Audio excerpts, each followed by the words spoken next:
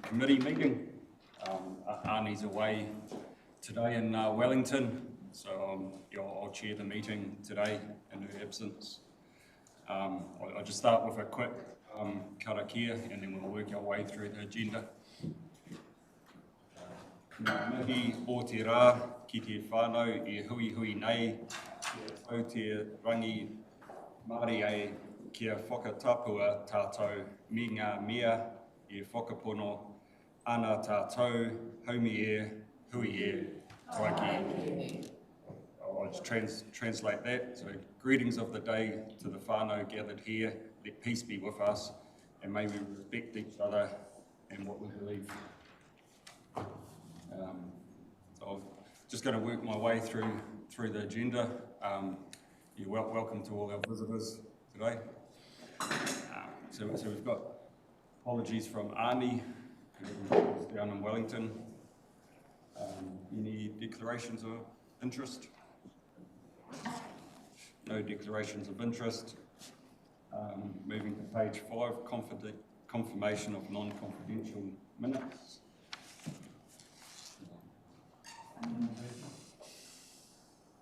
Second agenda, confirmation of extraordinary minutes. Page 10. Moved by Rob, seconded by Linda. Go to our action register. With regards to the minutes?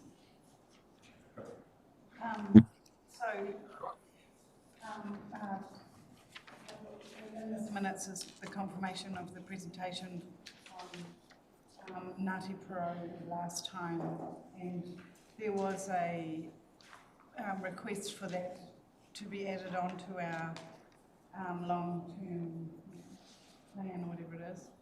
And I was just wondering what would be the process for that, or does that just get done, or does it have to come back to this committee, or does it go to council, or just wondering what the process is for that.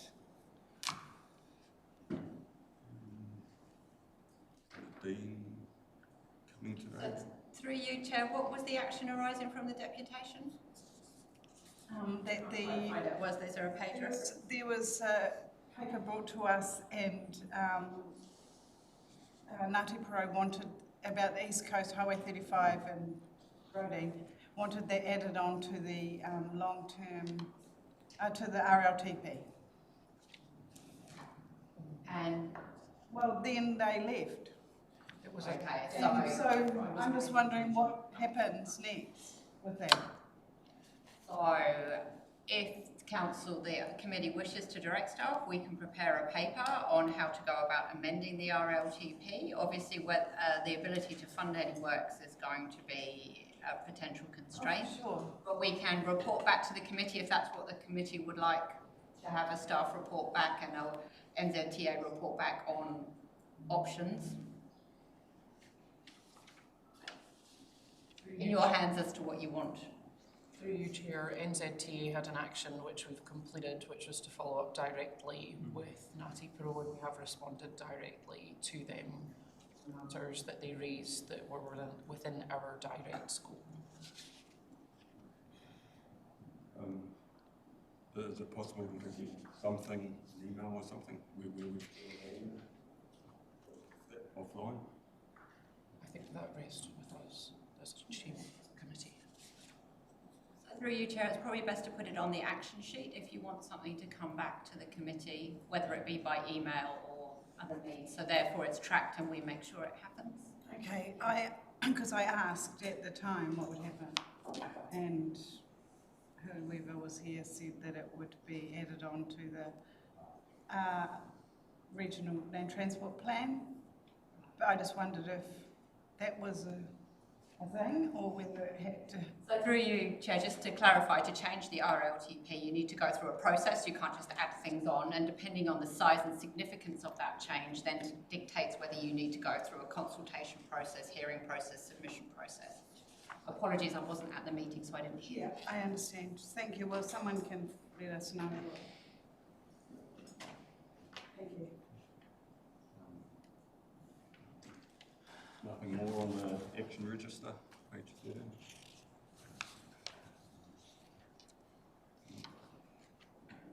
Moving on to the governance work plan, page 14. We'll be going through all that today. Leave of absence. Moving on to acknowledgements and tributes. Any acknowledgements and tributes?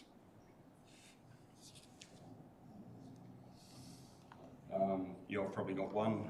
This morning I received an email in regards to the NZTA annual partner and stakeholder survey.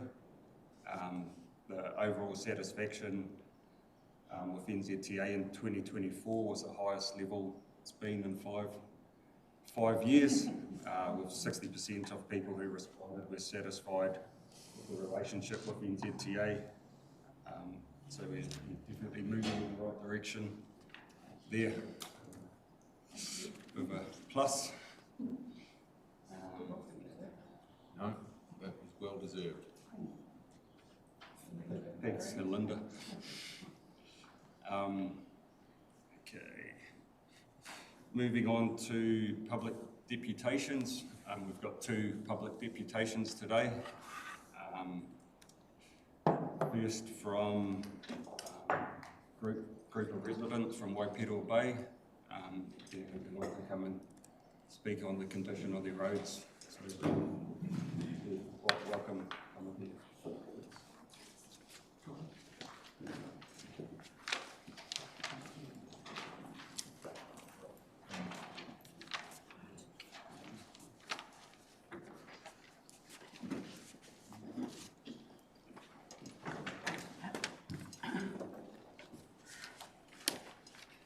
So in terms of public deputations, we're not here to debate anything or we're basically here to listen, and we can only ask questions in regards to clarification on things. So yeah, we're basically just listening, we're not discussing anything.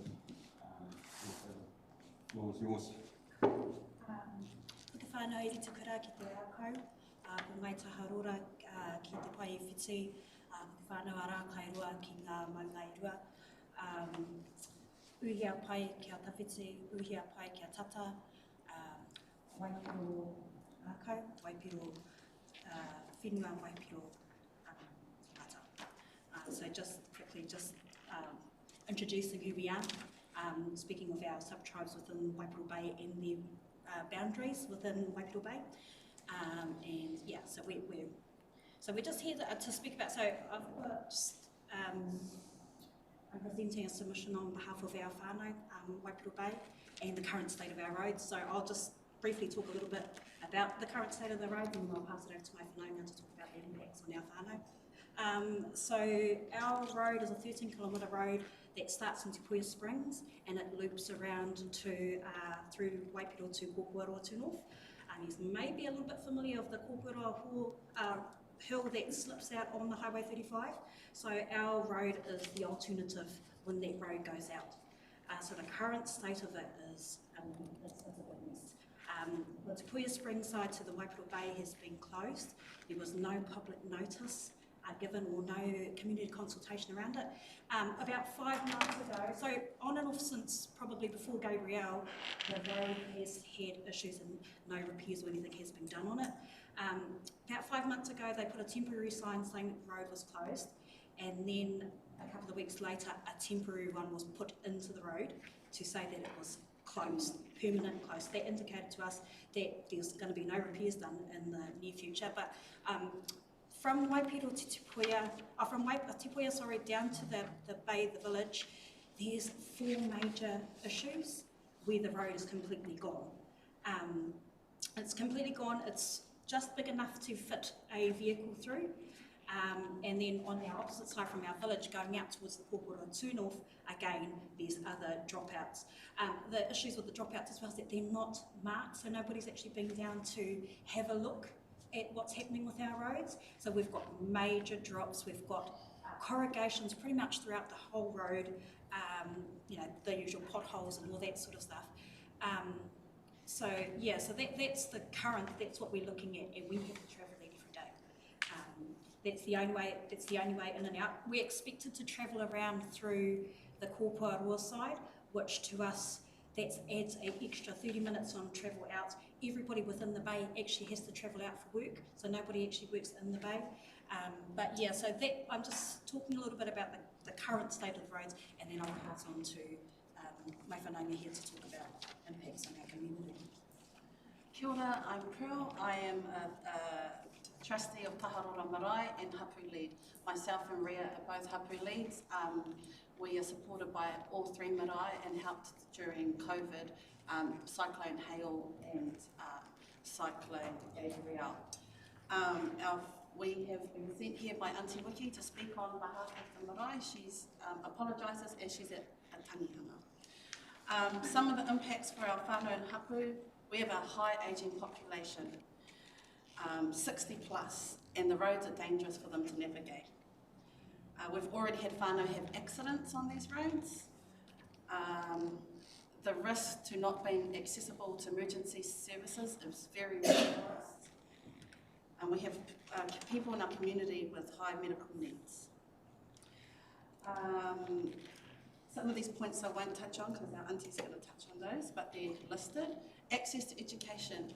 We have no school or kohanga in Waipiro Bay, so all our children have to commute outwards to Ruatoria or Tokomaru Bay, and they attend the schools including Te Kurakapa Māori o Te Waiu, Ngata Memorial College, Te Kura o Huru Harama, Te Puna o Raparapa Ririki, and Marotiri Kohanga Reo in Tokomaru Bay.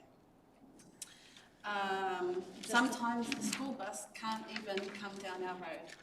In Cyclone Gabrielle, we opened up a marae learning hub because it was too dangerous for our whānau. And just to touch on that, currently with the state of the roads, when it rains, the bus won't come down. Yeah. The financial wear and tear on our whānau, it's extra money, damages to their vehicles. For a vulnerable community that is already at the low socio-economic, these things are just pushing them over the edge. And we feel like we're not being heard, and it's just happening over and over again. So now we're going to speak on behalf of the marae. Okay, so the roads have impacted directly on our marae. Firstly, Iri Te Kura Marae. We appreciate the work that's been done on Waikawa Road. Now the fear is that the river is now going to wash towards the marae, because nothing's been done on the side of the marae to help support that. It's just been done on the road, Waikawa Road. So that's a fear for the whānau. Because the is closed from Te Puia to Waipiro, tradesmen will not come down there. So our marae can no longer get gas bottles delivered. So we've got no supply to heat up our water. So that's an issue for Iri Te Kura Marae right now. Residents that also use LPG to heat up their water and cook their kai. The other thing when it comes to the marae as well, and the tradesmen and the road being closed, we've got one of our marae at the moment is in renovations, and tradesmen haven't been able to come down because of the road closure. So it's delayed a lot of the work that was supposed to be done in a couple of months is now taken years. So that's Ria's talking about Taharora Marae. And the impacts from Taumata Whānui, Boot Hill, of insufficient drainage has washed down and come under our whare, affecting 3 buildings and our piles, to the point where the marae is closed and we cannot reopen until that is rectified. So we've tried to use different drainage solutions and spent thousands, but the issue is the lack of proper infrastructure from the council on Boot Hill, and it's diverting to our marae, and residents' drives that are on that road, and that's above and below Taharora Marae. It's impacting us culturally. We're unable to provide tangihanga and other events for our whānau. We've had AGMs cancelled because we can't have the whānau travel on unsafe roads. At Taharura Marae, we have a program called Karakia, which is an MSD supported program, and it's moving whānau from unemployment into jobs, and they are helping the community and helping our whānau with renovations. But the problem is they come from all our Ruatoria, Tukumaru, and sometimes they can't get to Taharura to help out because of the roads. It's too dangerous, especially when it rains. We have some recommendations there. I'm aware of time, so I'll just quickly. We recommend proper engagement with marae and whānau. This has been done. Proper review and plan to repair roads. Immediately put up signs and markings to mitigate risk. Example, one lane signs and marks highlighting dropouts that aren't visible. Include considerations of whānau experts with local knowledge to be implemented into the plan. And commence repairs on the Waipiro Bay Road to Puea Road, also known traditionally as Maunga Kōwhai. Improve the infrastructure on Taumata Whānui, Boot Hill, down past Taharura to divert water runoff appropriately. We have included pictures. These places that we're speaking about probably are not familiar with them, but we have tried to include some visuals in there so that you can have a better understanding of. And the pictures don't do it justice, to be honest. Yeah. And we also have signatures from our recent AGM of whānau wanting this road reopened. So that's all we have to say. Kia ora. Kia ora, I'm Goldie Prophet. I'm a kaimai from Pro Hauora, the hospital in Te Puea Springs. And part of my role there is cultural care and support coordinator for staff and manuhiri and doctors and stuff. So the girls are correct. There's no people, you know, that come to us for mahi to try and encourage them to come and work at the Hauora to see our beautiful bay because we've got a rotten road. Okay, and it's too dangerous. It's okay for us. We live there. We're used to running the gauntlet. But it's so unfair. You get to that closed road sign, we're cast not insured. And that is also the point where we have a rural health nurse who lives in the bay, who has to go up to the hospital, cast not insured because she's travelling that road. She has to come back down there to see our mamai patients that reside in the community because it's part of her role. There again, she's taking one of our work vehicles onto the road, not insured once she hits that close sign. And that is the same with all of us that have to travel. There are 13 of us that work and live, you know, and work in Te Puea, that live down in Waipiro Bay. And so every time we run that gauntlet, it is at our risk with no insurance to our vehicles. Now you may say, well, the other side's open. You try driving corrugations up Boot Hill and trying to get up there, that to the point where most of us have had to put on the heavy terrain tyres so that our vehicles can last that extra bit. So, you know, we're asking you, as the council, as the roading, to look at our points of views, where we're coming from and what we have to put up with. Now, the other thing is 80 to 85% of our community are gold card whānau. So that is a massive lot. And because I work at the hospital and because I used to be an ex-nurse, everybody on my list, bar probably one person, has to come regularly to the hospital on a closed road to receive treatment, to get their medications, to see the doctor, to see the physio, to go to Gisborne, to catch our Waka manaki, to go to Gisborne to their appointments at the hospital here. They have to travel that road because they have to be up there by 7:30 to catch our Waka manaki, to go to Gisborne for their appointments. Come back on a non-insured card, that because it's not insured, and we all know that. So what we're looking at is, what can you do to help us?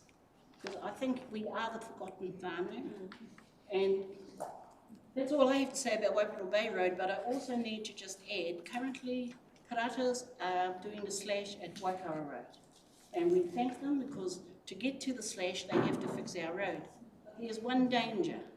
Us as the people that live there know that around by Frog Rock, which is on the Lonely Planets, where the surfers all go, there is slash that have built up, which is a protection barrier for the locals that have to drive around the cliff face. Take that away, because we've seen it, it will actually wash everything out. We had to actually rebuild our own road around there.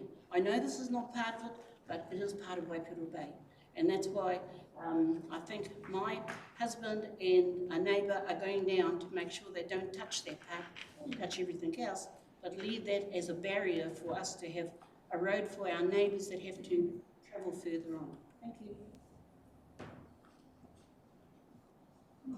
Got time for me? Kia ora koutou. I'm also a trustee of Te Harora Marae.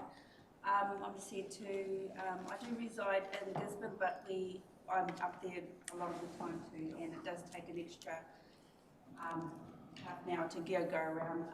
And if we're having our hui up there, you know, it's just travelling like usually once a month up those roads and stuff, unless it's raining or we have it online. Yeah, so all our whānau there, I mean, unless if you understand the traumatic events that have happened, which you should do, Waipiro Bay is still highly affected. Our whānau are still living in traumatic, the event they're living it still day to day, because if you take a drive, I encourage you all to go up there, take a drive, a Sunday lazy drive, and see how long it takes you, and you'll see the effect of those roads, both sides. Like if you go up Kupuaro Road and experience yourself, then you will actually understand how our whānau there are really being impacted. My name is Frances Makowski and I'm the Secretary of Te Harora Marae. Yes, so what can we say? We can't even go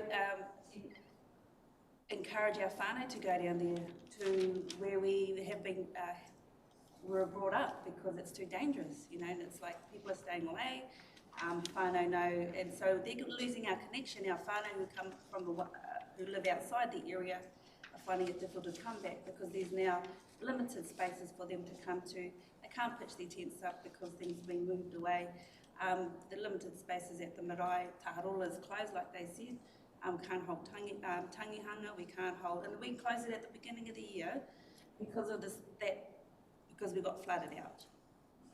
And it's subsiding, and the roads are coming, the water is from the road is coming directly into our marae. From the road. That's the council road, and it's flooding our marae.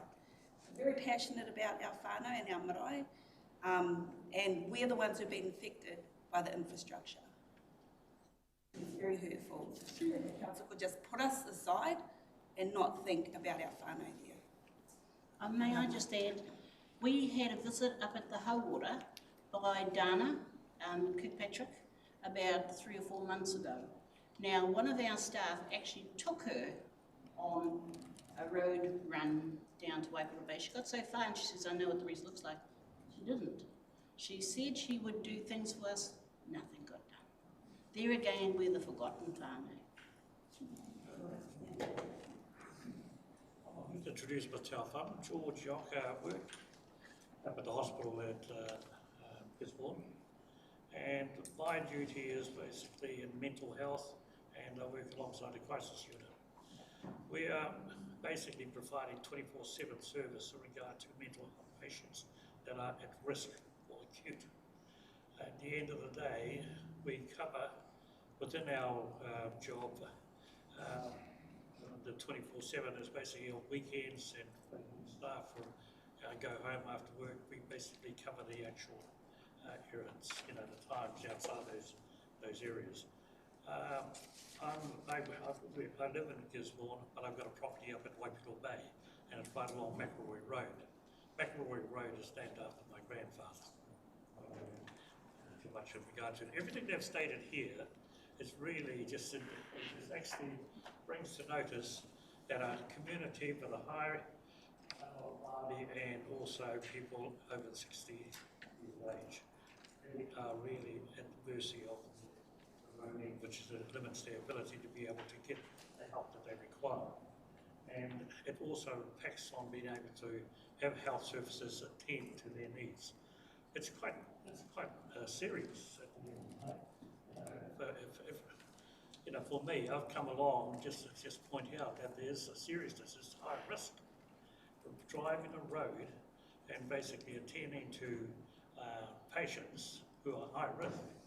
In reality, we have to really do something about the roads to be able to provide a service. So that's one of the things that I think. I sit on for our iwi in regard to Ngā Hapu o Ngāti Pro. I sit on a forum which basically is that covers all the maraes down at Waipiro Bay, and I chair within that responsibility in regard to the environment and portal issues that we are confronted with. That is also a serious concern from our point of view in regard to our rivers, you know, that enter the sea, you know, that basically it's a huge concern. So the reality is we have to work alongside with the council in regard to looking at those factors. I don't want to go on too much further, but I'm just stressing the fact that we have got a serious need to address this. Yeah, and it's also forcing our most vulnerable to actually move from their birthplace. Yeah. And they've been forced out of Waipiro Bay to come to Gisborne because they need access roads to get that assistance that they need. And also, my father cannot return home either, back to his Papakona. I just want to add to that, George talking about McElroy and Francis talking about those impacts. So I've noted on 4.4 is that the delays and insufficient repairs meant that a family had to relocate out of Waipiro. Our kaumātua, our main pakeke, who upholds our cultural traditions and oral histories, had to move out of Waipiro. He was also a resident on McElroy Road, and one of our tamariki on McElroy Road had to change schools because of the road conditions. These are some of the real impacts that have impacted our whānau on the ground, which is sad because we actually need all those people to help us because we're a small community. So if we lose anyone, it impacts us all. Kill them. Thanks for that. Yeah, it's good to hear this from you. We don't generally know what's going on up the coast, so it's good that you do come in here and tell us what's going on. Is there any questions, clarification?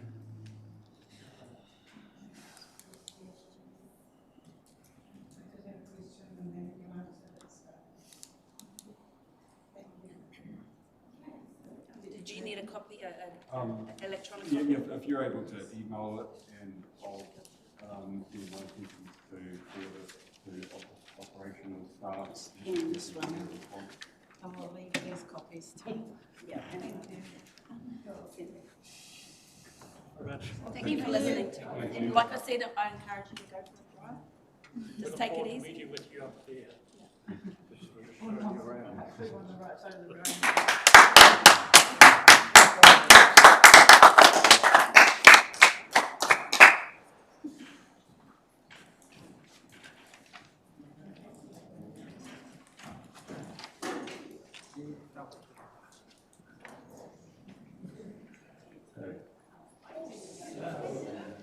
One more public deputation, which is going to be online with Julia speaking on equestrian community, what vulnerability users. She'll be speaking on. Kia ora. Are you ready for me? Can you hear us, Julia? Yes, I can hear you. Can you hear me? Go ahead. Thank you. Well, Gisborne, you are the last regional transport committee for the Vulnerable Road User campaign story, and just from the outset, I just need to make it clear what I am asking of you all, and that is for formal support from your regional transport committee by way of a letter to the minister, requesting that serious eyes are cast across the request for horse riders and carriage riders to be recognised as a vulnerable road user in transport legislation. And this journey of work started with quite a clear narrative, and it's expanded by way of the evidence that I've sort of gathered over 3 to 4 months, and in writing a submission now that sits with the Parliamentary Select Committee, Transport and Infrastructure Committee. And it's a petition that is supported by the entire equestrian community. And that is no easy task, and it's a first. So that's something like 35 organisations and groups across the country. But I come speaking on behalf of the New Zealand Equestrian Advocacy Network, New Zealand Riding for Disabled, Te Hapari Hoiho, New Zealand Pony Club Association, and Equestrian Sport New Zealand. They were the first 5 organisations I approached. My background is a former broadcast journalist, but that was ended when I had a horse riding accident on the road. I was 6 days in an induced coma, lost all my education and childhood memories and smell and taste, and life started again at age 25. Fast forward, and in that time I've spent 3 years in local government. I chaired a regional road safety committee, and it was there that I sat and I listened, and I know very well the desire by all stakeholders to be doing their bit to reduce trauma, injury and death on the roads. So when I started listening to horse riders, and I couldn't understand why they were being shut out of local government and not being included, not being heard, and then was hearing about the near misses and degree of incidents, I started to look at what was going on. And it was when I contacted Waka Kotahi to understand what horse riders were in the road code, because reading the text and looking at consultation documents that the Ministry of Transport put out, it is so confusing because it's flippant. On one hand, horse riders are sometimes included in consultation as a vulnerable road user, but it doesn't translate to outcomes on the ground. So we are not included in any education or awareness campaigns in this country. We're not included in any education at the first stage of getting your driver's license or your heavy vehicle license anymore. So when that happens, how do you expect drivers and new drivers, foreign drivers, to understand what to do when they see a horse and rider or carriage driver on the road? They don't, because anecdotally, residents in your communities and across the country will tell you that it's very, very dangerous. The near misses, vehicles touching stirrups, horses being spooked deliberately, and crashes involving horses. None of these incidents are captured. That has been my biggest learning and saddest learning, because it's actually very easy to make the change that's required to get better data. And I know very well that local government, central government, runs on good data. It needs it in order to act. So the Minister of Transport, when he stands up on public television and says that all is okay, he doesn't know, because there is no data. You don't know. So if there's no messaging, no education, and no data to tell you what's happening on the road, and your horse riding community, equestrians, are telling you it's very dangerous, something needs to be looked at. So we're going to, we've approached local government level and consistent messaging across the board, because local government represents people. And what you do within your committees with road safety and elevating issues is significant. We do need legislative change, because that formalises and includes equestrians in the decision making and the conversations that affect. Because with the status of an other road user, which is what equestrians are right now, there are no provisions to include horse riders in off-road safe pathways. And I've listened to a 2-year-old petitions committee evidence from Waka Kotahi and the Ministry of Transport. And unless it's scripted in legislation, it doesn't happen. So what we're asking for is formal recognition of vulnerable road user status. And this is something that is happening in the UK Highway Code. Already horses are a vulnerable road user, have been for years. And in 2022, they updated their code to have explicit messaging to drivers with the pass wide and slow message. I've brought that to New Zealand, and in September the 15th, your community, Tolaga Bay, rode along with another 49 communities across New Zealand to raise awareness of the pass wide and slow driver behaviour change that we are leading. Because whilst we wait for legislation to catch up, we know we need to reduce the number of near misses and incidents because it is about saving lives. This country spends on average annually about 4 million on rehabilitation and hospitalisations for road trauma. I listened to Dave Cliff, who now is the CEO of an international forum. He speaks of the science of speed, and everything being reduced reduces harm and injury. Police road safety have RIDs as part of their priority areas. Driver distraction and speed are two components that affect the road, the driver network when it comes to horses. So we believe strongly we fit in the RIDs priority. And we would like to see road safety, police section supporting the pass wide and slow message. The only reason we have the capability to roll out the pass wide and slow New Zealand road safety message is because we have someone, Eve Howell, who used to work at NZTA in road safety messaging. And she is wholeheartedly 100% behind this work. And we together are delivering road safety on behalf of equestrians. So we have the support of New Zealand Police by way of distribution of some safety flyers this summer, because summer is when a lot of people are out and about.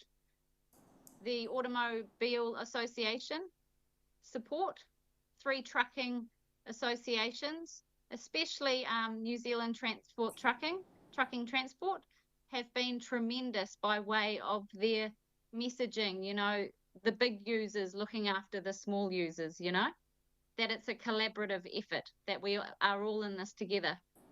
ProTrans have been sponsoring VisVest that we've rolled out across many parts of the country, including riders in Tolaga Bay, with the pass wide and slow message, because I know very well that we need to be seen to be doing our bit. So being visible is part of that. And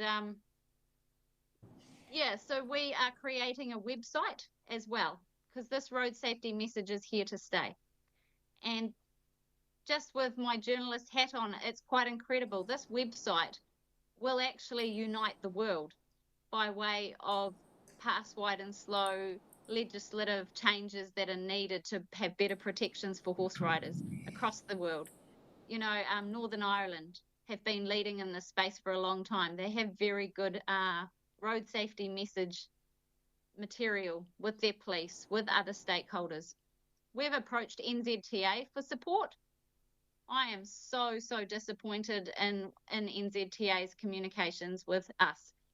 In October, they promised that they would have a campaign for horse riders. We waited.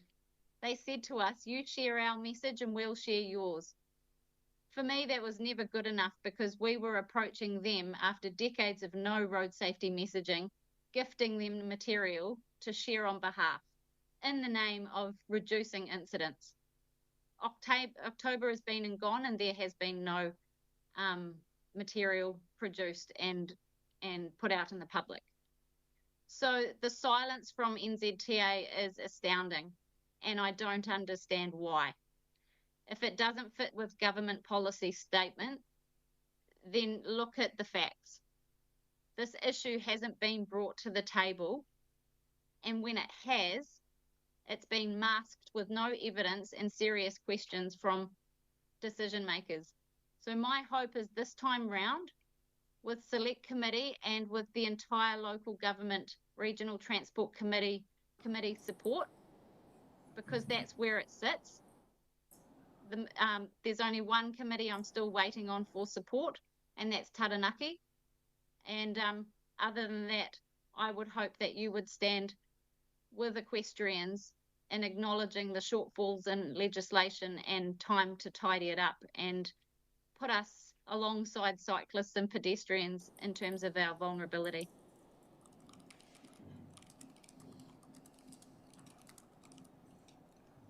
Thanks for that.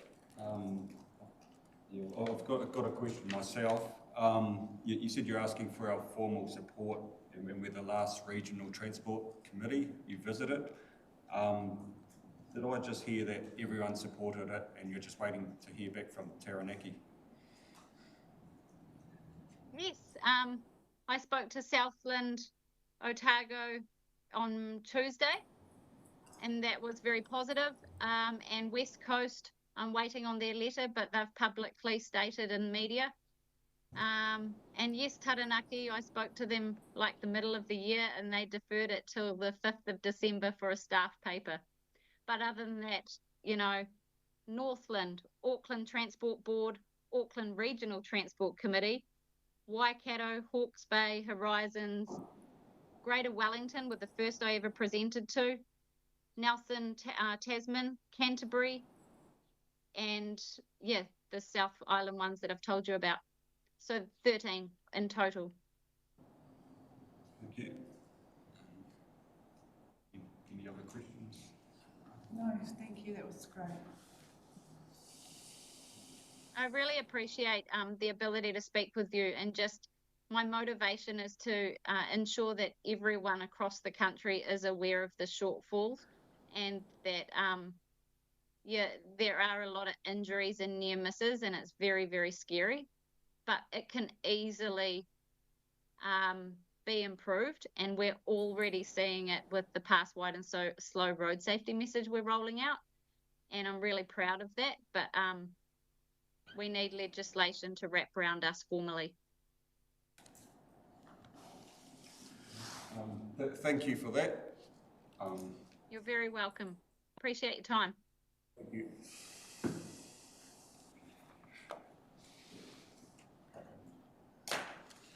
So if we wanted council to look at that as something that we would offer a letter of support to make a horse a vulnerable road user, do we need to do it like that, or can it be just, what's the story there? You, through you, Chair, you would normally do it through a staff report to council or the relevant committee to formal resolution in support. Mm-hmm.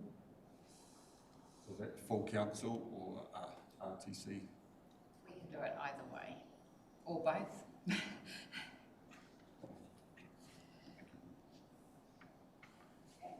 And how do we ask for that to be done then? I've asked. So through you, Chair, just to clarify, would you like a report to council or a Please. report back to committee? One of them, whatever suits. So can we put that as a action? Thank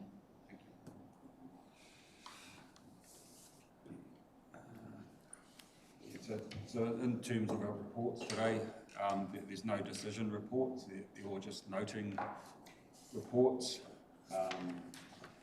So first one's on page 15, funding outcomes for NLTP funding bid.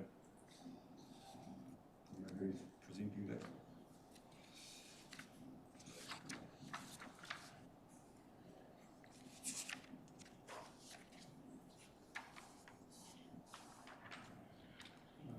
Tina's not here. Should we move on to the next one and come back to it, or? Sure, she's come. Yeah, please move on and I'll check if she's coming.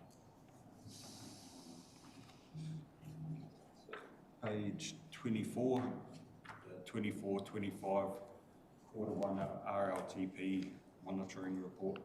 Sorry, page 60.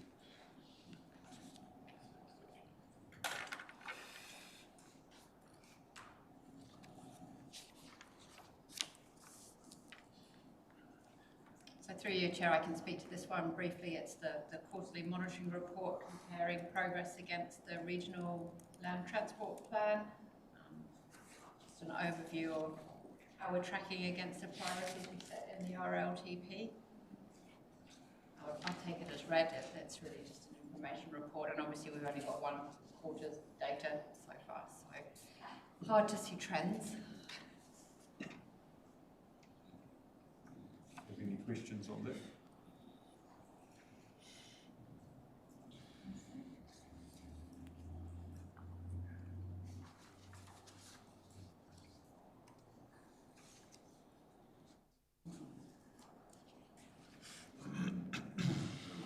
Page 60 to 76. Yeah, no, I haven't got any questions. Just page 69. Sorry, page 70. Just on the targeted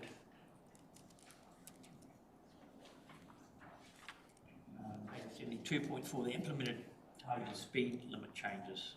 It says it's complete, but then there's a new 2024 rule that's been released, works ongoing to assess new requirements. Where are we at with these resetting these speed limits? Tim, it's an operational matter. I believe we're still looking at the new rule and how it changes if it does change what we've already done, because there are provisions within the new rule that allow you to set different speed limits in certain circumstances.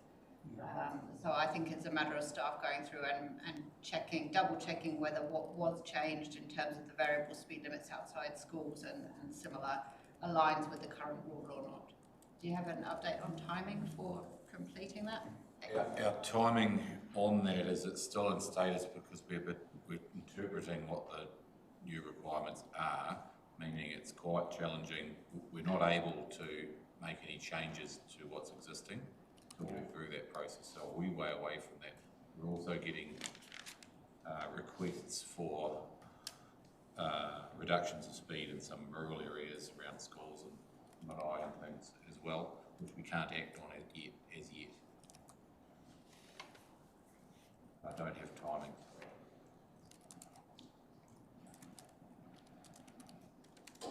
So through you, Chair, we could take that as an action to report back to the committee either via email or via the next RTC report on timing and progress. Yeah, because there were different speed limits changed for different reasons. Some of them were from communities or groups living there, and schools are an obvious one. I don't think anyone's got an argument with that, but we have got quite a few around the place that are varied, and that's, I thought that's where this whole thing was going, to try and standardise things back a little. So just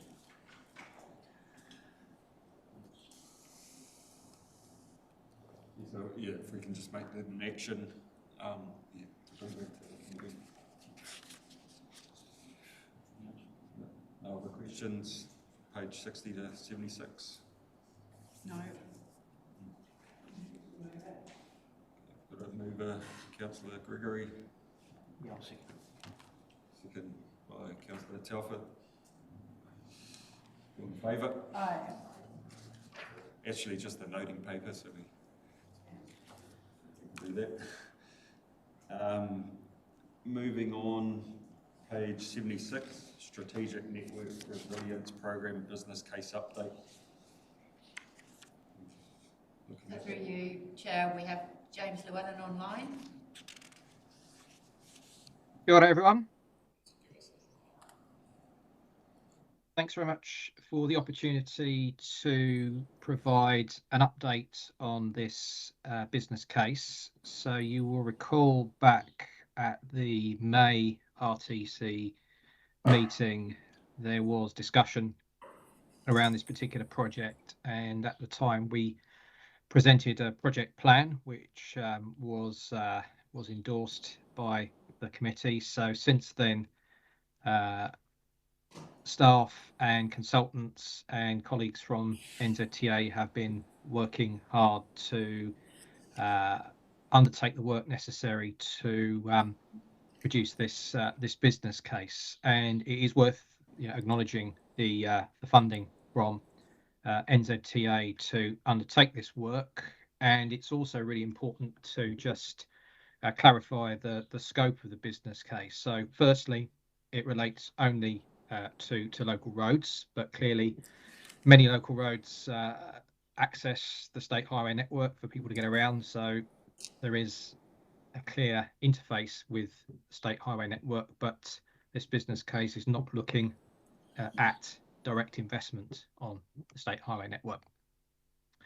The other point to make is that this business case is very much focused on resilience, on the medium to longer term picture. So whilst the recovery work is ongoing and will be ongoing for a period of time, this business case is actually trying to pose and answer some bigger picture questions. One of them being, what do we need to do to invest in a resilient local roading network, and do so in a way that gives us the best possible chance of avoiding the sorts of impacts that the folks who made the petition just a little bit earlier today have described, because that's a situation that's occurring in many places across the region, and it's something that we certainly don't want to see again in the future. So we're very much focused on trying to work out what we can do by way of investment in the roading network at the local level to be able to provide hope and support to those communities, and make them feel that they aren't forgotten, because that, I think, is a key issue that people often talk about, and it's something we're keen very much to try and address, that this is about looking at what the communities need. Now, it's also worth highlighting that there is also a key challenge around levels of investment that any business case and any project can leverage in. You'll all be aware that there are significant constraints through the National Land Transport Fund, the recovery and the emergency works funding, which you'll see from the previous report about the levels of investment in the through the NLTP. Emergency works funding is huge, and that clearly reflects the damage that has been done to the network, and that investment can't then be put to something else, like actually increasing the resilience of our roading network. So there's huge pressure on funding. So many business cases try and set out a series of problems and say that if you give us money, we'll solve all those problems. And that is not the case with this business case. We're trying to look across the region, across the local roading network, and make some serious strategic decisions, and look at how we prioritise whatever investment we can leverage, not only through the National Land Transport Fund, which is limited, but also through other funding and finance opportunities, whatever they may be. So what I want to do briefly before I open for questions is just highlight pages 81 and 82 in your report. There's a table there that effectively has a series of problem statements and benefit statements, and these are critical to the success of any business case. So these problem statements and benefit statements have effectively been put together from a series of previous business cases, and also the Regional Land Transport Plan, which you approved earlier this year. So when you look at those problem statements and the benefits, it's unlikely that there's going to be a huge surprise in there in terms of what we're aiming to address with this business case. But nevertheless, this is a good opportunity to get any feedback from RTC around these problem and benefit statements, and if there are opportunities to make any changes and improve them, then we're certainly happy and willing to do that. So just very briefly, the first problem statement really is about understanding risks to the transport network, which are pretty evident from the work and the challenges that we've had with recovery. But the reality is there could well be more severe weather events in the future. There is the challenge of gradual but inexorable climate change. And so there is a further risk of access issues occurring across the network. So, you know, what we've heard today from one community, there is a risk that that could happen to other communities. And we've heard about some of the challenges around social cohesion, lack of access to cultural facilities, impacts on people's health and welfare, and ultimately economic performance of what is a small and relatively deprived region.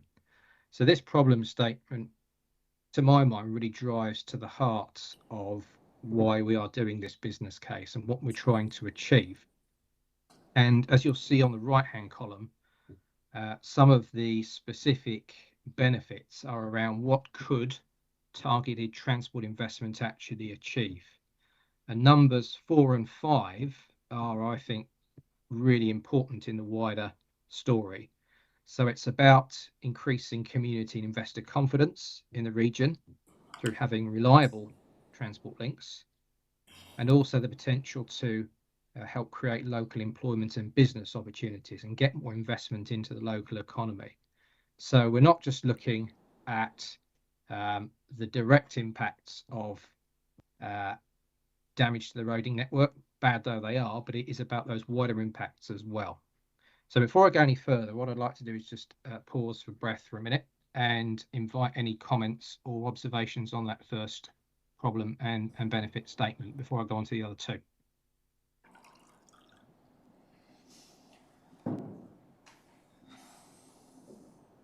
Any questions?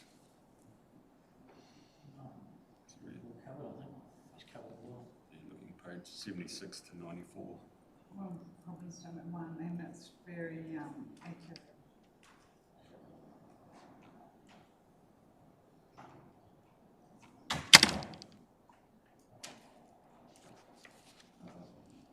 No questions on? Carry on? Carry on. Yep, okay, thank you. Right, so then on page 81 are problem statements and benefit statements 2 and 3. The second problem statement, this was identified as a key issue in the regional land transport plan, and it's around the continued underinvestment in asset resilience in transport routes. And that means that there are challenges around our infrastructure not being able to withstand traffic demand, and that in turn leading to higher future maintenance costs. So again, alluding to the issue I mentioned earlier about emergency funding, what we're looking to do here is see what we need to do in the future to provide more of that affordable but resilience investment in transport routes across the region, so that we're actually targeting investment at trying to prevent stuff before it happens rather than having to recover after the event. You know, that's the vision we have for this particular problem statement. So some of the benefits are around enhancing priority to high value transport routes, those that are particularly vulnerable to disruption.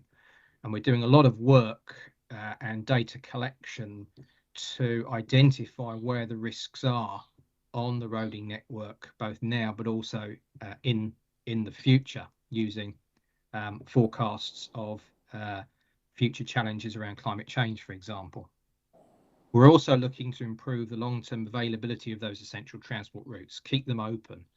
These are lifeline links to certain nodes such as schools, hospital, employment places, marae, all those kinds of things for social, economic, and indeed cultural purposes. So it's important that we try and identify where those essential transport routes actually are. And as I mentioned earlier, it is about greater financial viability, proactive asset management rather than just simply pouring more and more money into emergency after the event work. So that's really quite a critical problem statement that we've identified as something we'd like to achieve through this process. I'll go on to the third and final one, and then I'll stop again for any questions. So the third problem statement is looking a little bit wider. So one of the things we have to deal with in the future is potential changes to land use and what that might mean in terms of demand on the transport network, and indeed where people will require high value, resilient transport routes. It may not be where they currently are now in some cases. But to do that, what we also have to do is to understand what is the level of service that's actually affordable to keep transport routes serviceable, to keep them safe. And to do that, we have to effectively look at how we're going to prioritise what is almost certainly going to be limited funding when we're making investment decisions and when we're working with NZTA in future regional land transport plans to work out what is feasible and affordable to fund. So to do that, we really have to understand our roading network. Where are the most important routes? What is the social, economic, cultural value of those routes to communities? Again, we've heard very powerful stories today about what people value. We've then got to look at how we can maximise the positive impact of that investment. So get resilience of the highest lifeline routes secured and do that at the right time. And that involves maintaining access, targeted resilience maintenance and renewals to minimise risk of road closure. What it's not about is saying that we can invest in every single route to the level of service that people might actually want. We have to make hard choices, and we have to try and make sure that our investment delivers the maximum benefits to as many people as possible, but without promising that we can make every single route as high a level of service as is desirable. So we have to be very clear about how we prioritise, and that will need some tough decisions and trade-offs about where we invest. So that will be a challenge, because communities quite rightly will want to see investment. They'll want assurance that their routes will remain serviceable, safe, open for business, but it will be a challenge as we move forward into this new future. So that's really all I wanted to say on those other two problem statements. So again, I'll pause for any questions or comments. Through the chair, just what's the timeline to have this done? I can talk about that if you like, through the chair. So in answer to your question, Councillor Telfer, we are looking at finalising this business case by May of next year, which means that we've got quite a lot of work to do before then. One of the key challenges and priorities we do have is to try and make sure that we don't just go away into a darkened room and write everything and come back and present it to communities as being the answer. We are very keen to engage with communities to listen to their challenges, their issues, what they value about the roading network, and how the roading network in future needs to work better for them, and indeed how resilience plays a part in that. So we're just starting a process of attending various community hui to talk about a range of roading issues, of which this business case is only one. And we're looking to do that really over the next 2 or 3 months, so that we can reflect the community stories, the aspirations in our document, but also temper it with the realities that I've talked about, which is around the affordability and availability of funding. So it's quite a balance to try and achieve. But nevertheless, we have to be open to engagement, to have tough conversations with communities about the realities of the situation and what this business case can and can't do. So we're aiming to do that over the next 2 or 3 months, either side of Christmas. And then there's likely to be a formal public consultation on the draft business case in about March or April. So everyone will have a chance to read what we've put together and comment on it. And then a fairly quick turnaround to get the business case finished before submission to NZTA, as I say, at the end of May 2025. So those are the timescales and next steps. And of course, there'll be an awful lot of writing of words, as you would expect from business case, but it's that wider engagement process that's actually the key to success as well.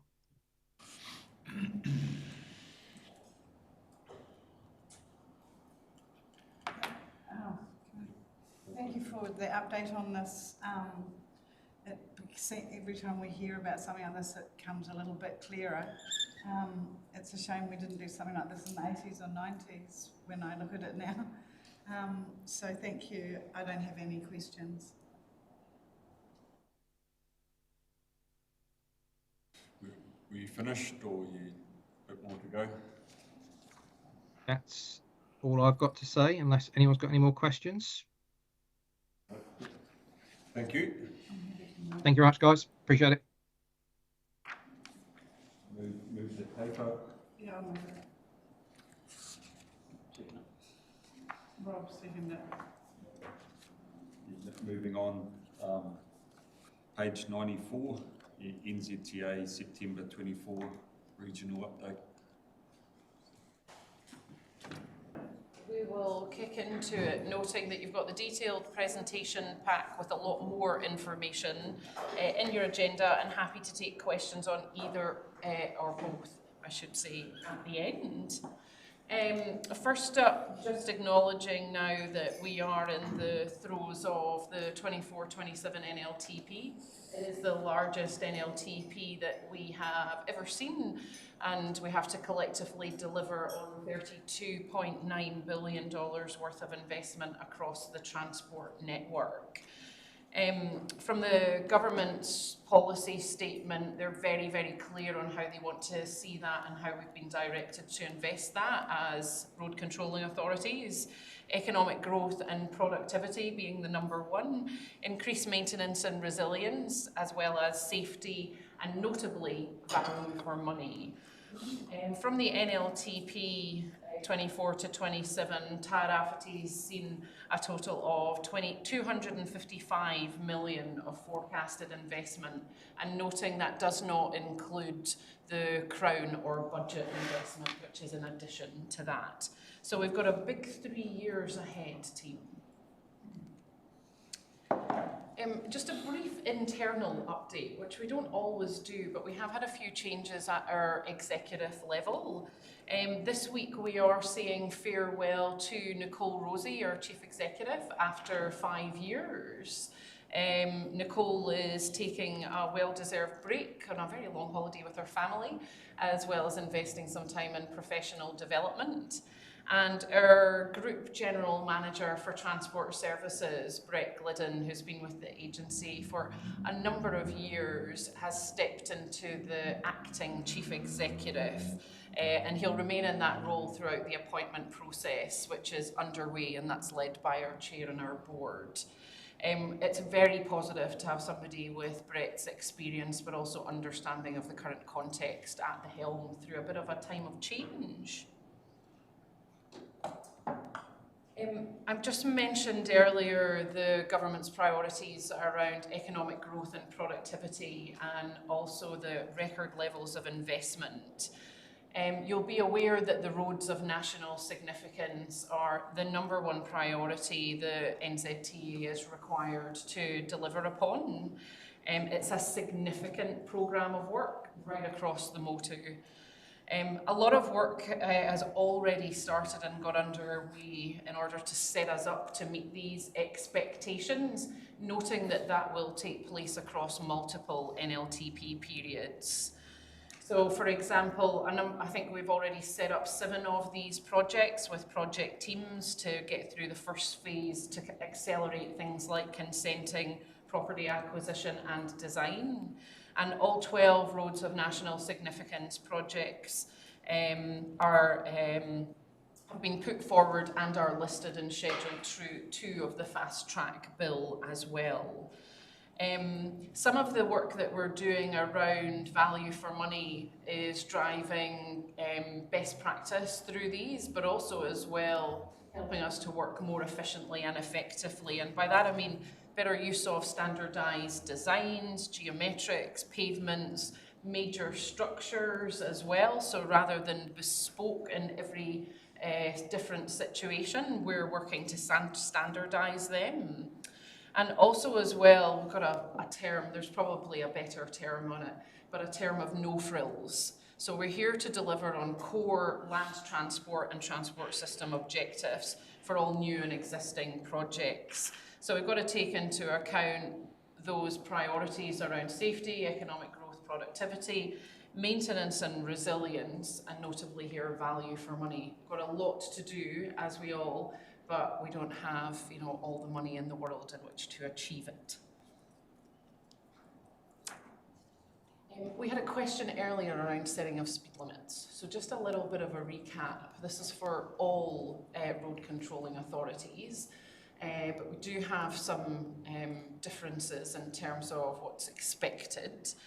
The timelines are quite tight for all of us. So by the 1st of May, all RCAs have to have a list of roads that are in scope for reversal. So those roads that have seen speed limit reductions on them since 1 January 2020 on certain types of roads. So it's not every single road, certain types of roads may be required to be auto-reversed. So when your officer articulated that you've got to do a lot of work to review the new speed rule, understand it and what it means in context of your network, that's the work that's happening now to have a look at if any of the work that's been done since 1 January 2020 falls into scope for auto-reversal or for changes. Probably the most likely are any changes that you've made around schools, for example. So by 1 July 2026, we are required to have implemented variable speed limits by school gates. And that's at school opening and closing times. It's not all the time. But those kind of things, if you have made changes around schools, they'll be one of the first things that you'll need to look at, for example. When it comes to any changes that have been made by NZTA on state highways, we are required to have them changed by 1 July 2025, so next year. So it's a very busy time for us to interpret the rule and look at anything that might be impacted. We're working through that process at the moment, and we're looking to have a list of any changes that are impacted by the new speed rule made public ideally in December, but it should be by the end of the year. So we'll be able to update you and point you to that information. We have as well published a guide to implementation to support your officers just in how to interpret the rule, how it applies to you, and to support them through that process. But it is a big bit of work. Sure. Can I just ask a question about that? Yeah. Thank you. Where that deadline there, July 1, 2026, VSL by school gates implemented. What does that mean? Means it has to be changed, uploaded into and what's the name of the system? It's got to be uploaded into the speed management system. It has to have a sign in the ground and be enforceable. So is that every school? Yes. Every school? Yes. In New Zealand? Yes. Oh, that's good news. Yeah, standardised. Standardised everywhere. So there'll be some tiny little bit of flexibility as to where things start and stop, because it has to make sense when you're driving along the road. But the times are opening and closing of school times, so not for the whole time. And there was quite a bit of consideration around the variable speed limit, so they can be digital or static because of cost that's involved and the time constraints to implement. But every school, it'll be standard, yeah, depending on whether it's an urban school or a rural school, there's a range of speeds that are appropriate depending on the environment. But it's a big bit of work for your team. Yeah. So just as an example, Linda, likes of talking about the state highway ones, we've got the situation going up State Highway 35 past Makarori, right through over the hill, past where the everyone camps through the summer periods. But that's static at the moment. That speed restriction is static the whole time. Is that something that we can see changing? If it's outside the school, yes, it will need to be reviewed. Quite to what extent it would change, I'd need to get some advice on not knowing the environment. Not so much outside a school. It's like heading. Oh, you mean in the community there? Yeah, the community and going right up past, right up to the reserve, basically. Potentially, yeah. So that's one of the ones that we're having to review because it falls into that timeline where it was changed post 1 January 2020. But I can't give you a definite yay or nay on if it's an auto reversal, whether we would be required to consult or whether it remains as it is yet. Right, So 80k, you mean? hopefully, I'm talking about the 80k one that goes on. Yeah, so hopefully we'll be able to confirm that by the end of this year.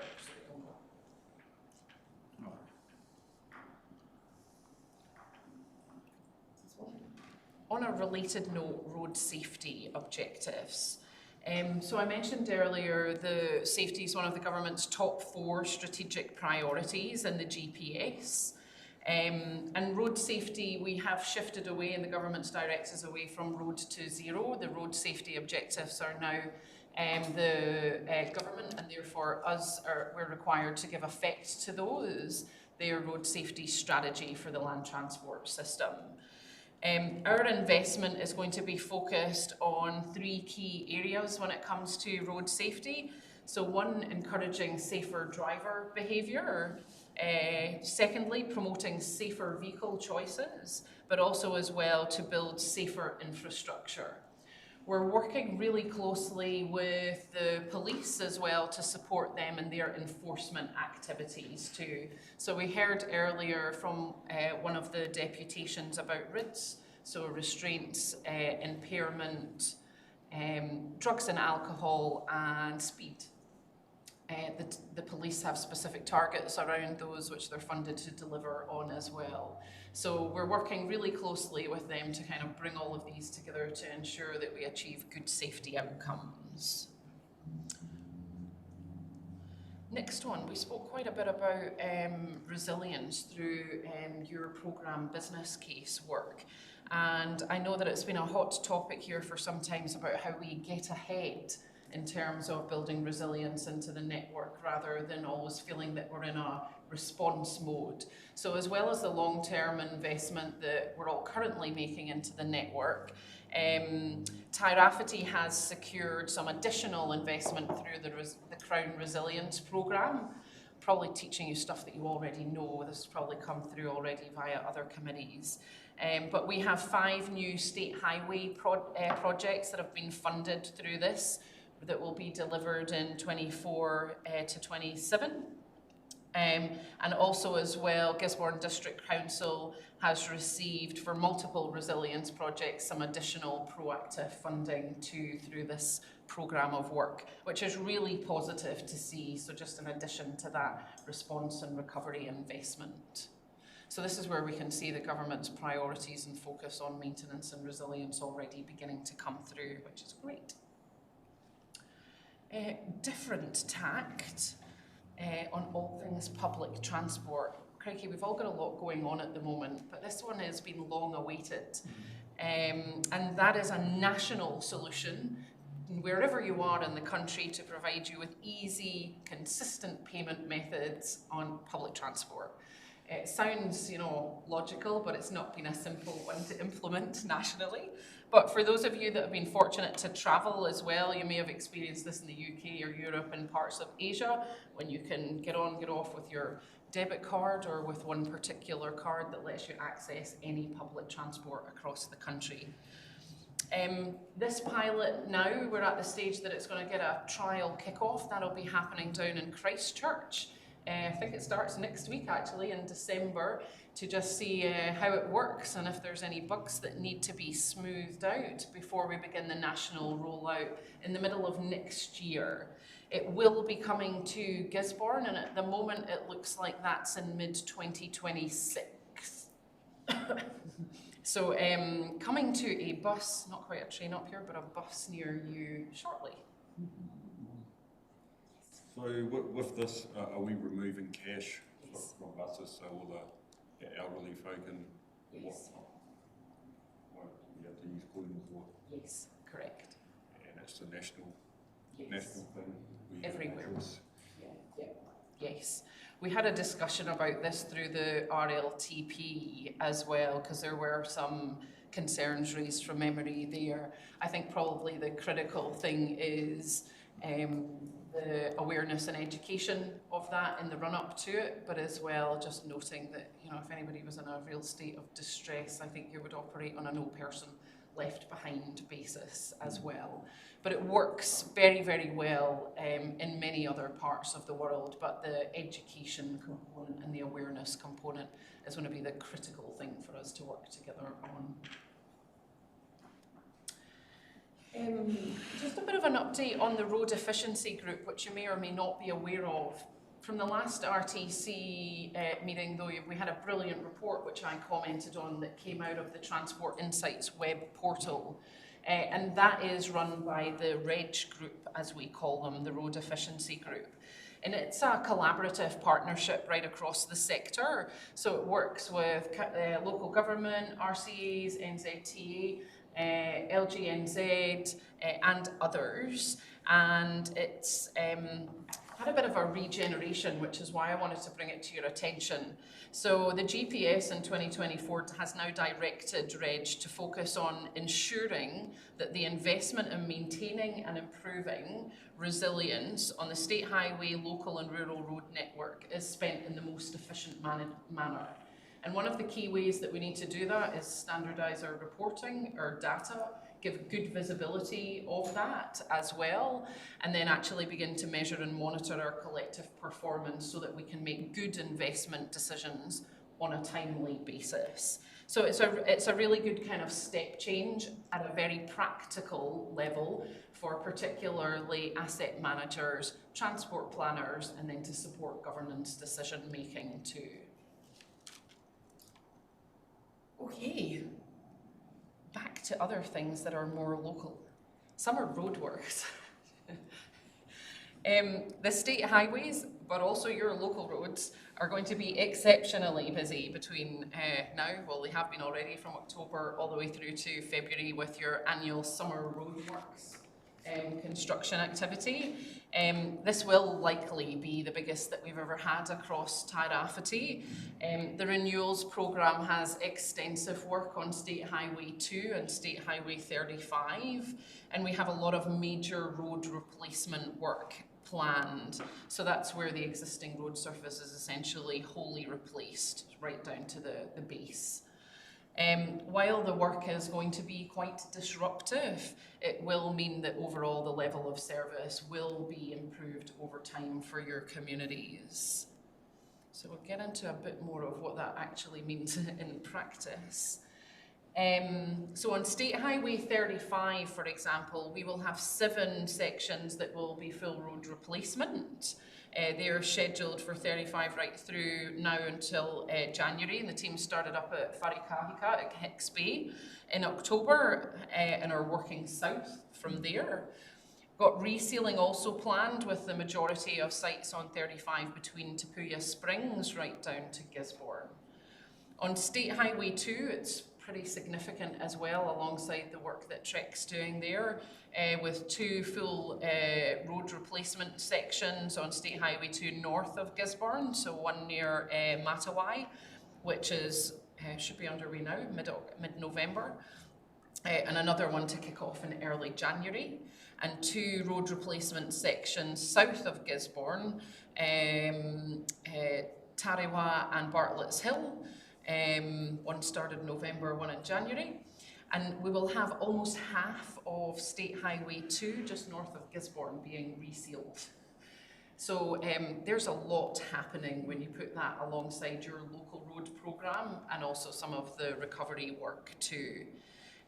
I would note as well, I'm always really conscious you're a big domestic and international tourism destination. We do try wherever possible to minimise the disruption, but hopefully we can help to, keep people in your towns and small communities, take the scenic route and spend a bit more money while they're here. There's got to be an upside. We're going to lock you in. We have just a quick update on Streets for People implementation as well.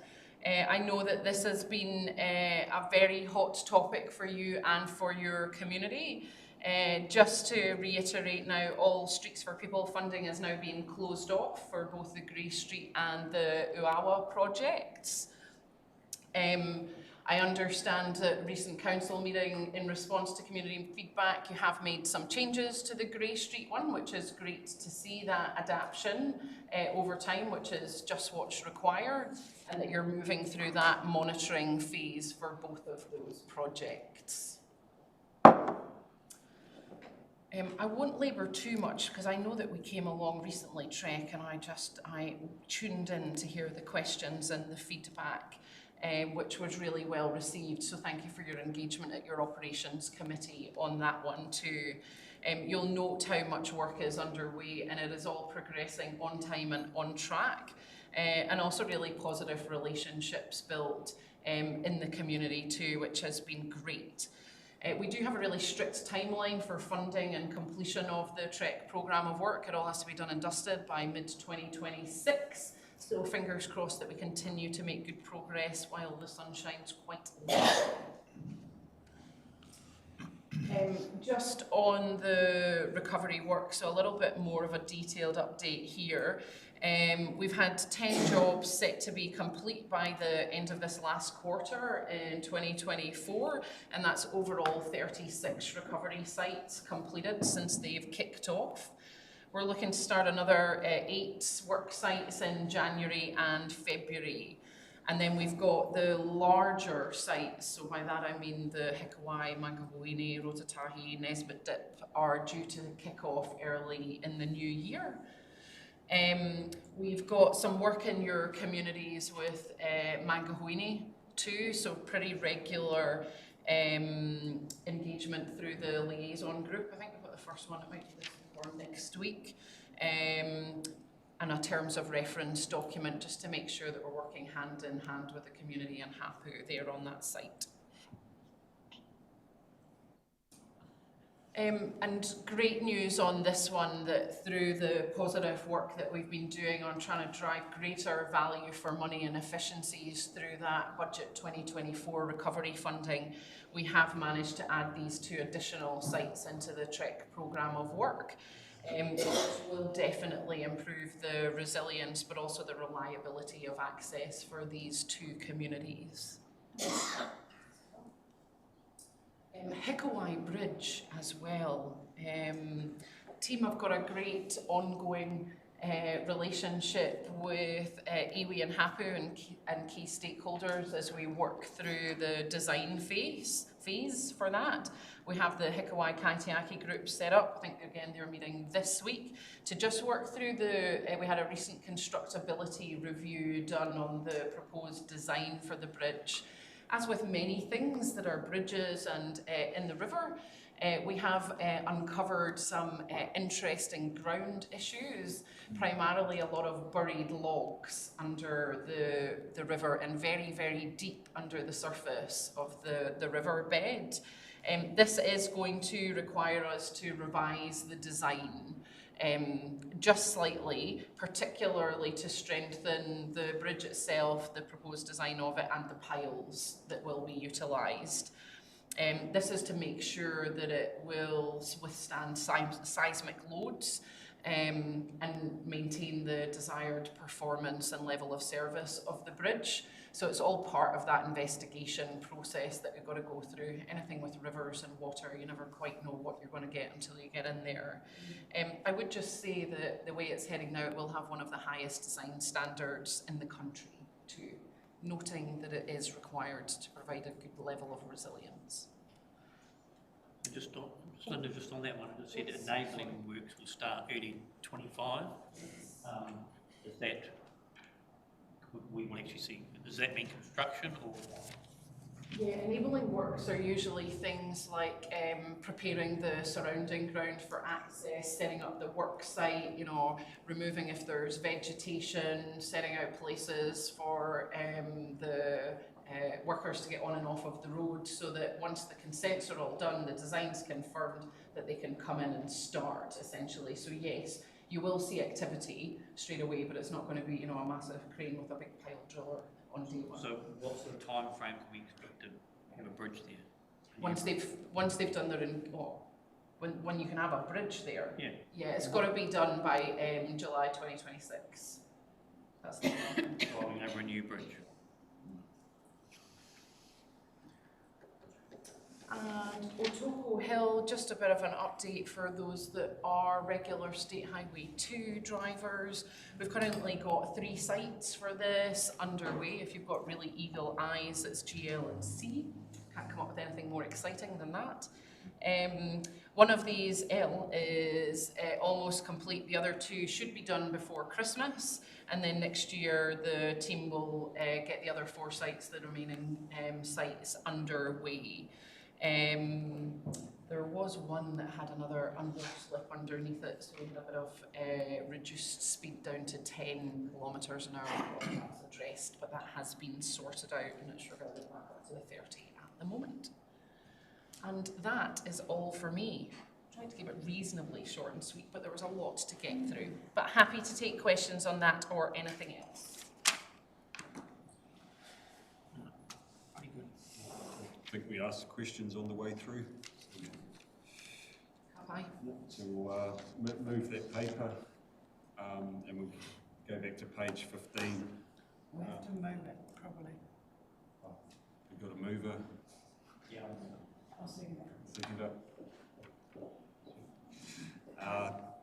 Yeah. Aye.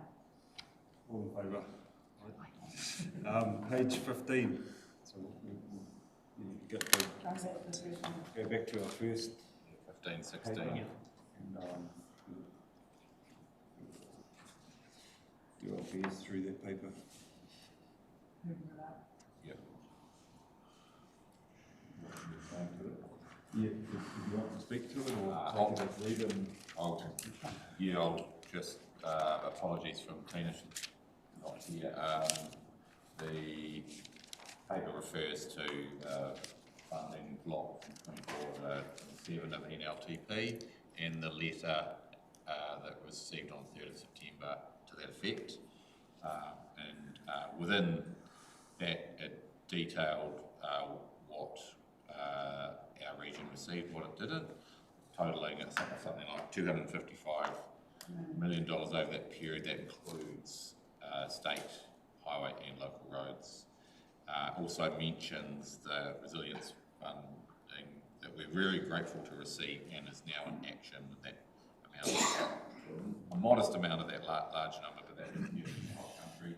So that's 3.2 million. For us, it's 3 projects. One, Kainanga Hill on Waimatatini. The second one is Hill Road in town. The third is Stallion Creek, Tauwhari Pārai, a hot topic for a few years with the community there. So those are now underway or getting momentum in terms of design. So that's really positive. This paper has a whole lot of supportive information on how it compares nationally, regionally, which is quite interesting and useful for us to look at. Anything I can't answer or isn't prevalent there, we can put it in the notes for actions for third parties to respond to, but welcome any questions. Thank you.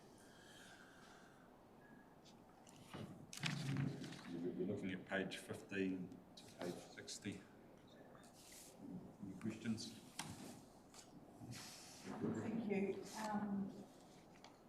Well, I'm also grateful for the money that we've received to date with our recovery and in the NLTP.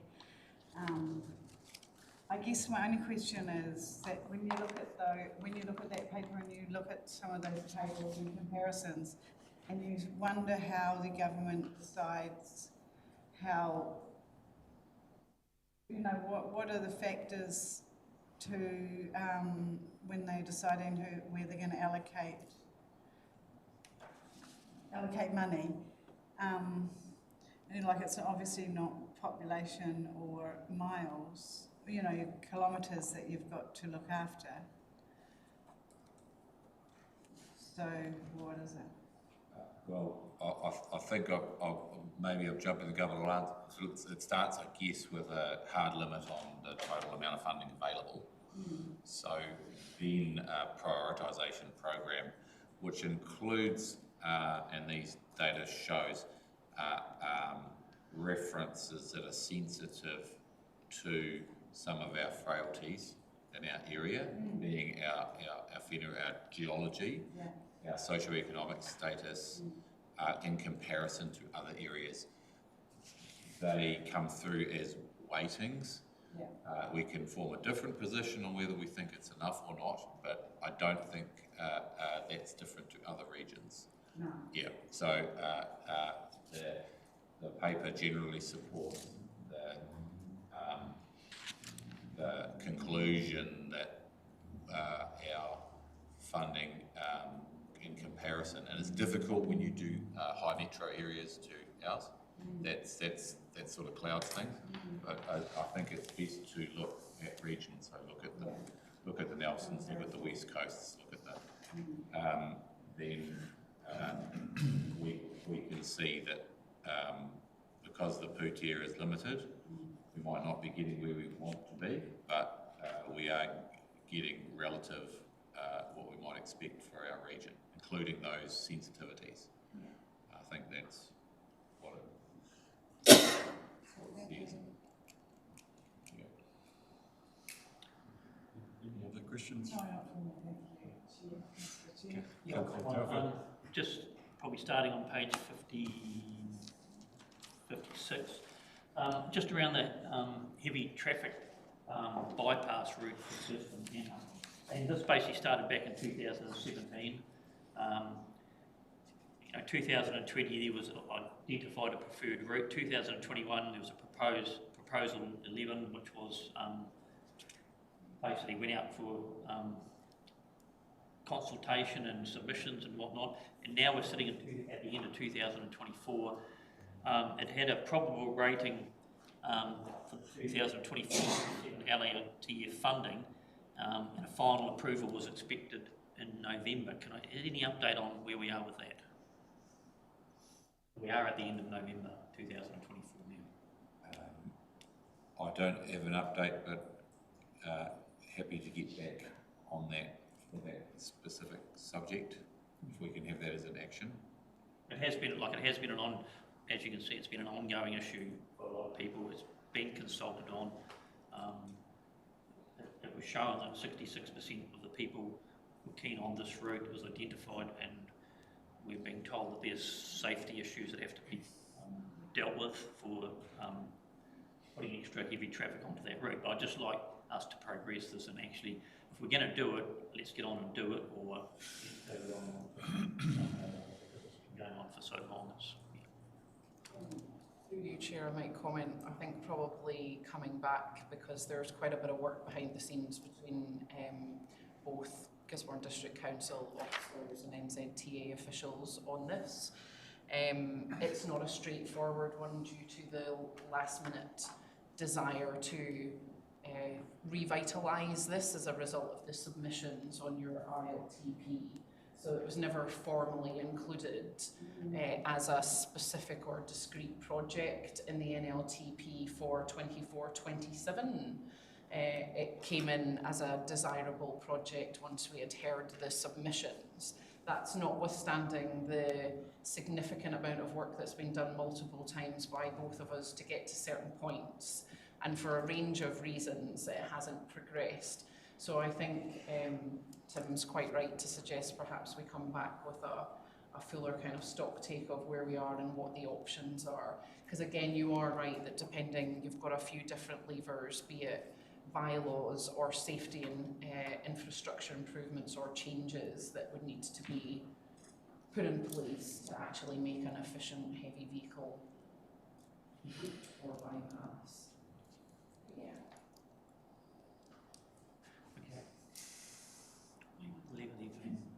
Also, I noticed one of the major things is that roundabout at the port.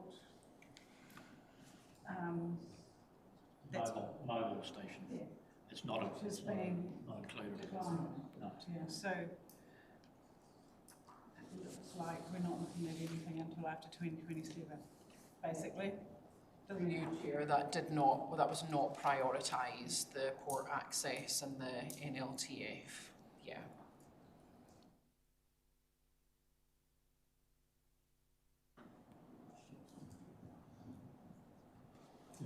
A question for both Linda and Tim. Traffic management changes that were brought in on October the 1st that I believe was designed around trying to save money. How is it working locally and nationally? Happy to, through you, Chair. Actually in Tairafiti through Trek, we've been the contractors here, so Downers, Fulton Hogan and Higgins, as well as your local contractors, have been one of the first regions to begin to trial the new temporary guide to traffic management, which, just to be clear, is a risk-based approach where contractors are required to assess the risk on each individual site and apply an appropriate level of temporary traffic management to each site, noting that every site is different. So it's not a one-size-fits-all or prescriptive approach anymore. There's a huge capability lift required for the sector through this. So there is actually a steering group that's set up nationally, an independent steering group. There's capability development and training for the sector itself being rolled out too. We obviously, NZTA, by nature of how much we do, have a real leadership role to kick that off. But as I mentioned, Trek was up here, was one of the first ones to begin to start that. So it's early stages, but the Minister's quite clear in his expectations of all road controlling authorities that we were expecting to begin the rollout and the implementation originally through 25 and 26, that it has to start now. But it will depend on your individual contractors that you use. So from a local road perspective, I need to defer to your officer, but it has kicked off nationally. It's just noting that everyone will be at different stages on how they implement it, and also as well individual businesses and how they're set up to understand and manage risk themselves on site. Thank you. Just one more other thing. We're all now required to report on our traffic management spend as well on a quarterly basis. NZTA's for last quarter has been made public at just under 10% of our total capital and maintenance spend of 8 billion. So just shy of 800 million was spent on traffic management.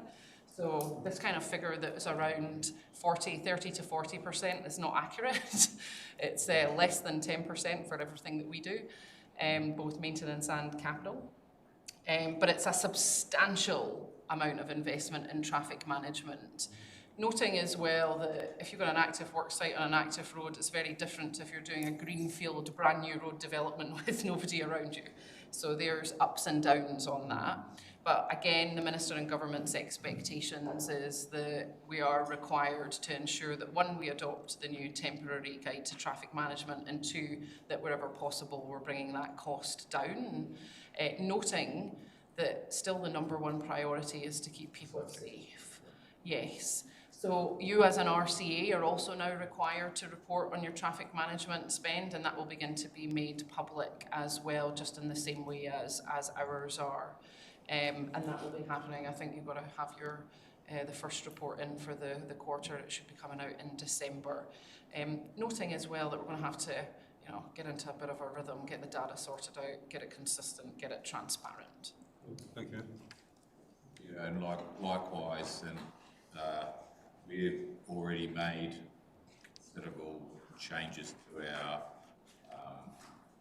traffic management processes, removing a lot of, streamlining a lot of the administration elements of that and standardising it. Now, you asked how it's going. We think it's going well, with some sound savings, but not spectacular.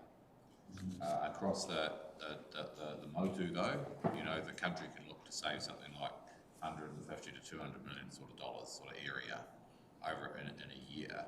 We might get a slice of that. We'll get a slice of that too, but it'll be by similar. So it's, you're talking 20% if that's all you're worried about is money.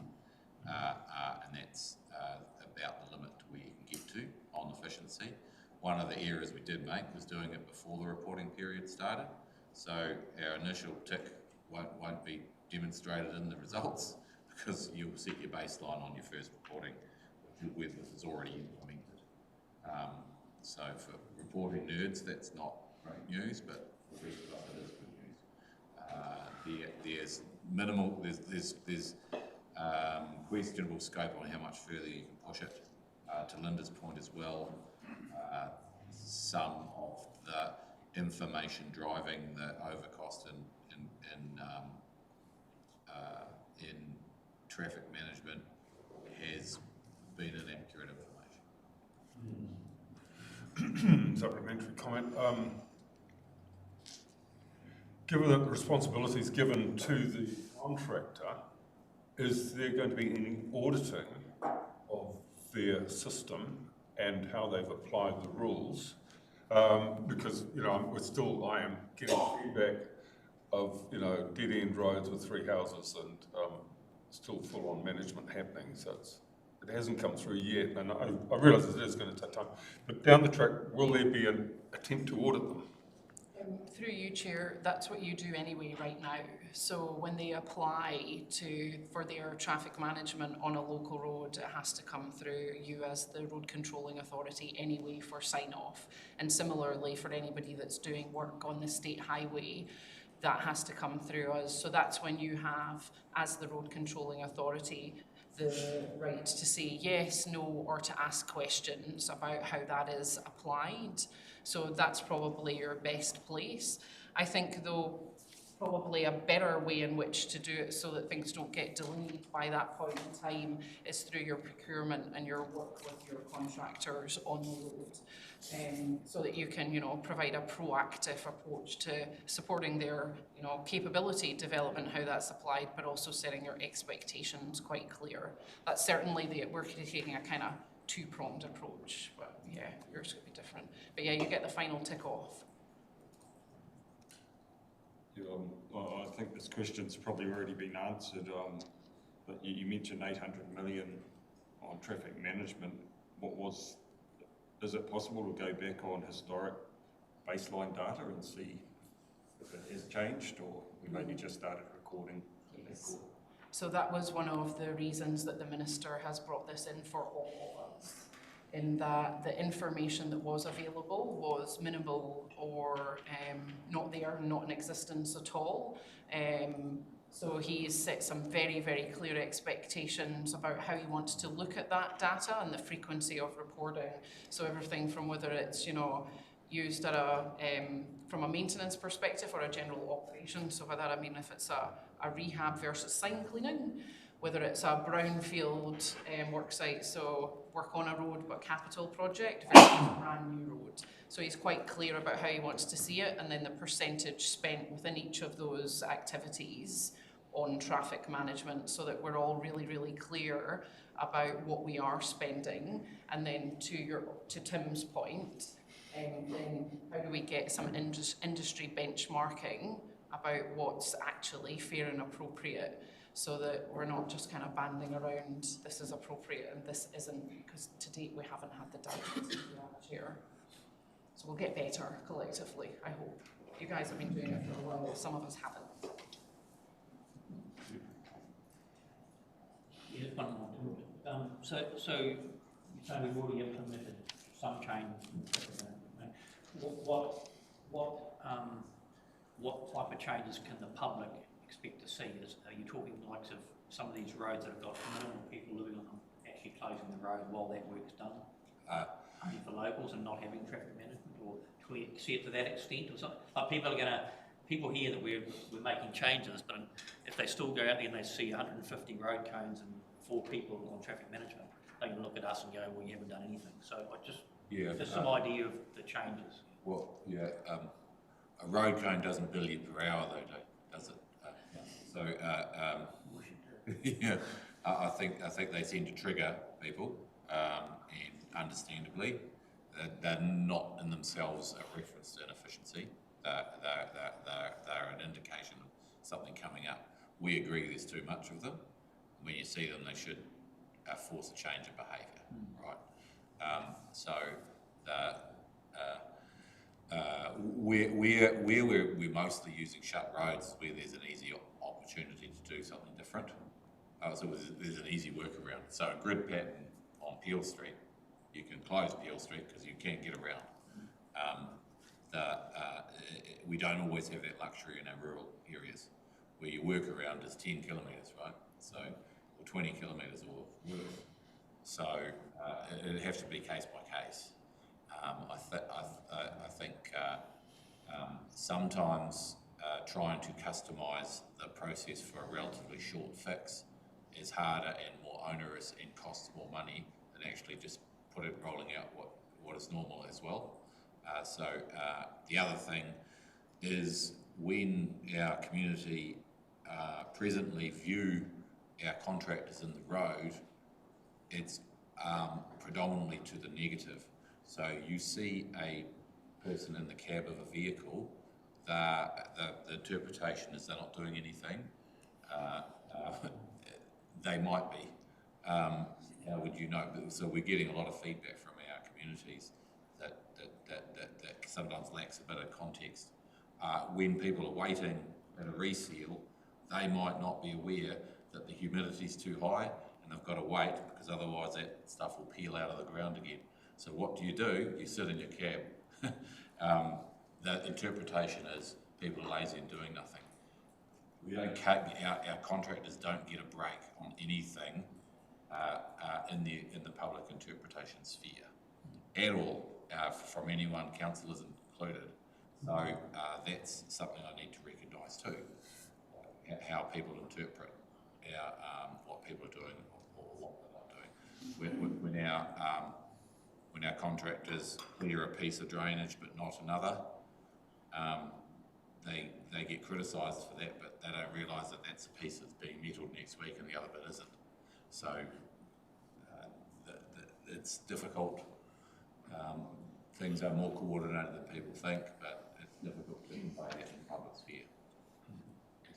Same with safety. Oh, thank you. I was just going to mention the work up on the Balance Street Hill Road. They've been working on putting some retaining wall up there. That road's been closed a lot in conjunction with the residents, I guess, and they're all parking out of it so that they can get on and get it done. I haven't seen any lights, I haven't seen that many cones. It's to the skin on and doing it. Yeah.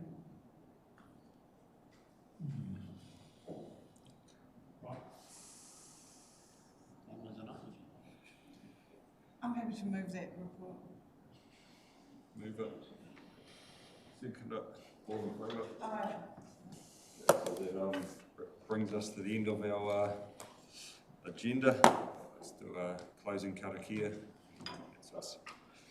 Kia tau, kia tātou katoa, te atawhai o tō tātou ariki ihu karaiti, me te aroha o te atua, me te whiwhi, ngā tahi tanga, ki te wairao tapu, aki. Amen. Thanks, Chair. Good job.